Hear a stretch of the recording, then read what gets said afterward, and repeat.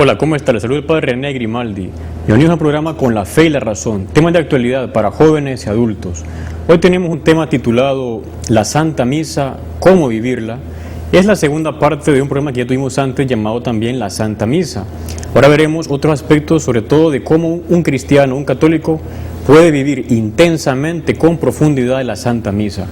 Pero antes quisiera hacer un pequeño repaso de lo que vimos antes para poder como afianzar algunas ideas. En primer lugar, vamos a recordar qué es la misa. Si nos preguntamos qué es la Santa Misa, vamos a decir que es la renovación del sacrificio de la cruz, la renovación incruenta, se dice, del sacrificio de la cruz, es decir, donde se renueva a Cristo que se ha entregado por nosotros, sin que haya derramamiento de sangre, por eso dice incruenta. También suele decirse que la Santa Misa es representar el sacrificio de la cruz, no en un sentido imaginario, sino en el sentido de volver a hacer presente, representar, volver a ser presente. ¿Y esto cómo puede explicarse o enmarcarse? Vamos a acudir a un par de conceptos teológicos muy importantes. En primer lugar diremos que Jesucristo nuestro Señor vino a esta tierra para padecer por nosotros, vino a pagar por nuestros pecados, y el culmen de ese precio que Él pagó está en la cruz, en su pasión. Cristo vino por tanto a morir por nosotros. Cuando Él muere y se entrega a su Padre, esa muerte o el beneficio de esa muerte se le llama la redención objetiva. O sea, objetivamente Cristo pagó por nosotros. Redención es una palabra que significa que alguien paga un rescate para liberar a uno que estaba prisionero. Pues Cristo ya ha pagado por nosotros, por toda la humanidad, por todas las personas. Redención objetiva. Pero luego falta que cada uno aplique hacia sí esa redención que el Señor nos ganó. Y se le llama eso redención subjetiva. O sea, cada sujeto que pueda apropiarse de esa gracia, de esos méritos de Cristo. ¿Cómo se da ese proceso? Bueno, una manera muy clara es con los sacramentos. Quizás, como usted bien sabrá, el Señor dejó 7 sacramentos, que son como sus huellas acá en la tierra, como unas pisadas de Cristo, que nos podemos acercar y tener un contacto con Él. También se ven los sacramentos como unos canales, por los cuales nos llega como la gracia de Dios. Pues uno de esos sacramentos o canales es la Santa Misa. Para poder del todo entender esto, diremos además otra noción, y es que el Señor murió en un Viernes Santo, pero la noche anterior, el jueves, en la última cena, Cristo hizo algo que llamó la atención a las personas.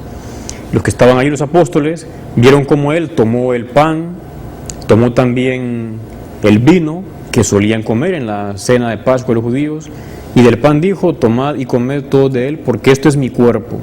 Del vino dijo, tomad y comed, esta es mi sangre, que será entregada por vosotros, que será derramada por vosotros. El Señor en la última cena anticipó lo que al día siguiente iba a hacer en la cruz.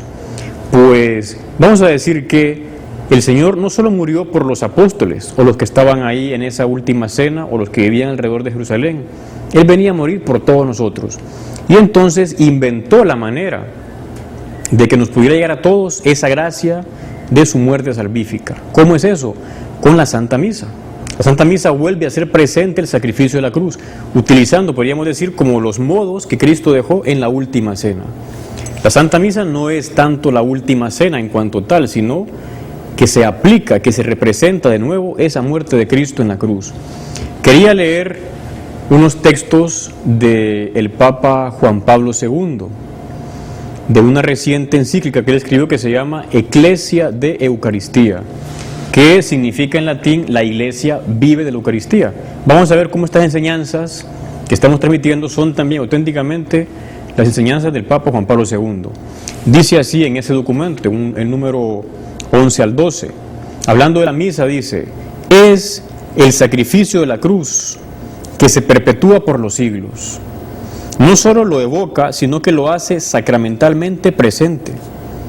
Por la misa, el sacrificio redentor de Cristo se actualiza siempre en el tiempo.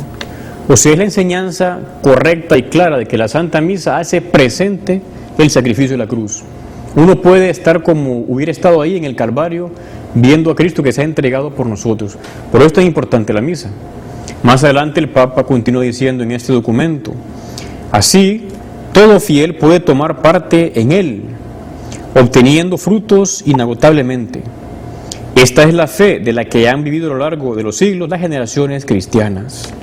O sea, el Papa dice que todo fiel católico puede conectar con el sacrificio de Cristo en la cruz, puede beneficiarse de él estando precisamente en la Santa Misa, y que esta es la manera en la que han vivido todas las generaciones cristianas.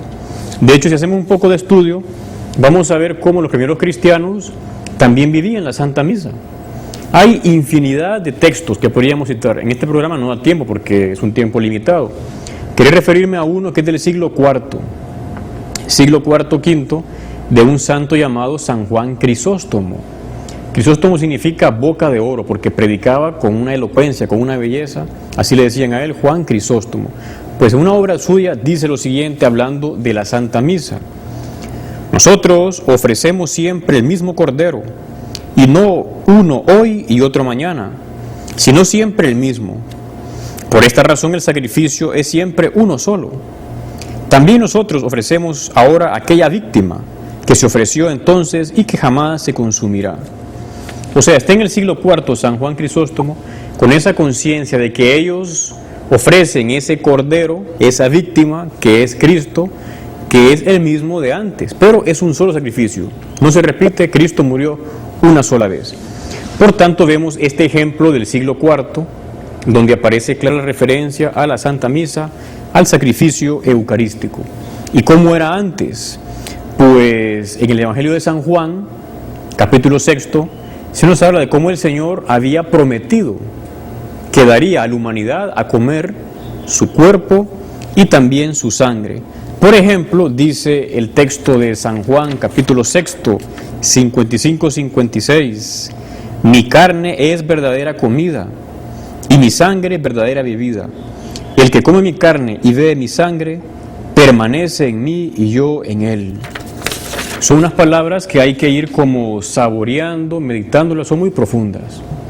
Cristo habla que Él da a comer su carne y su sangre. Vemos cómo la fe de la Iglesia Católica se ha mantenido en todos los siglos. En época de Cristo, siglo I, siglo II, siglo IV, siglo XXI ahora. Por eso es tan importante la misa, porque podemos estar de nuevo ahí con Él. Bien, otras consideraciones son las siguientes, y es recordar cómo es la estructura de la misa actual.